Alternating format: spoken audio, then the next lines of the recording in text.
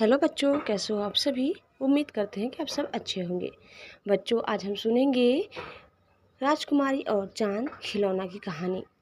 एक राजा था, उसकी एक छोटी सी बेटी थी। वह उसे बहुत प्यार करता था। एक बार राजकुमारी बीमार पड़ गई।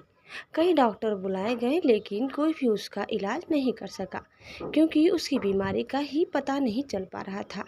एक दिन राजा उदास होकर राजकुमारी से बोला, समझ में नहीं आ रहा कि मैं क्या करूं। तुम्हारे इलाज के लिए कुछ भी करने को तैयार हूं। यह सुनकर राजकुमारी झट से बोली, फिर मेरे लिए चांद मंगवा दीजिए। मैं उससे खेलूंगी तो मेरी तबीयत ठीक हो जाएगी। राजा ने खुश होकर कहा, ठीक है, मैं तुम्हारे लिए चांद मंगवाने का प्रबंध करता हूँ। राजा के दरबार में बहुत से योग्य व्यक्ति थे।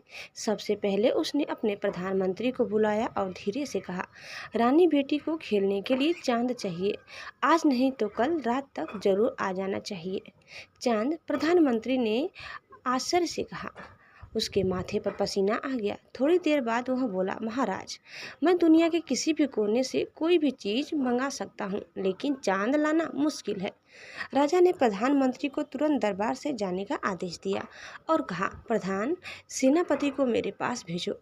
प्रधान सेनापति के आने पर राजा ने उससे भी चांद लाने के लिए कहा, पर प्रधान सेनापति ने भी अपनी असमर्थता व्यक्त करते हुए कई तर्क दिए और अंत में बोला, चांद को कोई भी नहीं ला सकता। वह यहाँ से 1.5 लाख मील दूर है। राजा ने उसे भी चले जाने के लिए कहा। उसके बाद उसने अपने खजांची को बुलाया। वह भी राजकुमारी की मदद करने में असमर्थ रहा। जाओ, यहाँ से जाओ, राजा चीखा, और दरबारी जोकर को भेजो।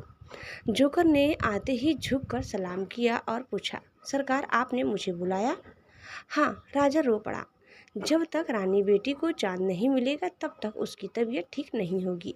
क्या तुम चांद ला सकते हो? हाँ, क्यों नहीं, लेकिन पहले यह पता लगाना होगा कि राजकुमारी कितना बड़ा चांद चाहती है। कोई बात नहीं, मैं खुद उससे जाकर पूछ लेता हूँ, जोकर बोला और सीधे राजकुमारी के कमरे में जा पहुँचा। राजकुमारी ने जोकर को देखकर पूछा, क्या तुम चांद ले आए? अभी नहीं, लेकिन जल्द ही ला दूंगा। पर यह तो बताओ कि चांद कितना बड़ा है। राजकुमारी ने कहा, मेरे अंगूठे की नाखून के बराबर, क्योंकि जब मैं आँख के सामने अंगूठे का नाखून कर देती हूँ तो वह दिखाई नहीं देता। अच्छा, यह और बता दो कि चांद किसी चीज़ का बना है और कितनी ऊंचाई पर है। चांद सोने का बना है, राजकुमारी बोली, और पेड़ के बराबर ऊंचाई पर है। ठीक है, आज रात को मैं पेड़ पर चढ़कर चांद उतार लाऊंगा, जोकर ने कहा और खुश होकर राजा के पास लौट आया। उसने राजा से कहा, मैं कल तक राजकुमारी के लिए चांद खिलौना ले आऊँगा, और उसने अपनी योजना राजा को बता दी। राजा योजना सुनकर बहुत खुश हुआ। अगले दिन दरबारी जोकर सुनार से एक सोने का चांद बनवाकर ले आया। उसने यह चांद राजकुमारी को दे दिया। राजकुमारी बहुत खुश हुई। उसने चांद को जंजीर में डालकर गले में लटका लिया। उसकी तबीयत ठीक हो गई, लेकिन राजा को यह चिंता खाई जा रही थी कि जब राजकुमारी खिड़की से आसमान में चांद देखेगी तो क्या कहेगी। वह सोचेगी कि उसके पिता ने उससे झूठा वादा किया था। रात को जब चांद निकला तो राजकुमारी उसे देखने लगी। राजा और जोकर उसके कमरे में खड़े थे। जोकर ने राजकुमारी से पूछा, अच्छा राजकुमारी, जरा यह तो बताओ कि जब चांद तुम्हारे गले में लटका है तो फिर आसमान में कैसे निकल आया?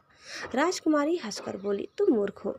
जब मेरा एक दांत टूट जाता है तो दूसरा निकल आता है, उसी तरह दूसरा चांद निकला है। यह सुनकर राजा ने राहत की सांस ली और खुशी खुशी राजकुमारी के साथ उसके खिलौने से खेलने लगा। बच्चों, उम्मीद करते हैं कि आपको हमारी यह कहानी जरूर पसंद आई होगी। कैसी लगी कमेंट करके बताइए। चैनल में नया है तो प्लीज़ लाइक, शेयर और सब्सक्राइब करना न भूलें। धन्यवाद। Bye bye.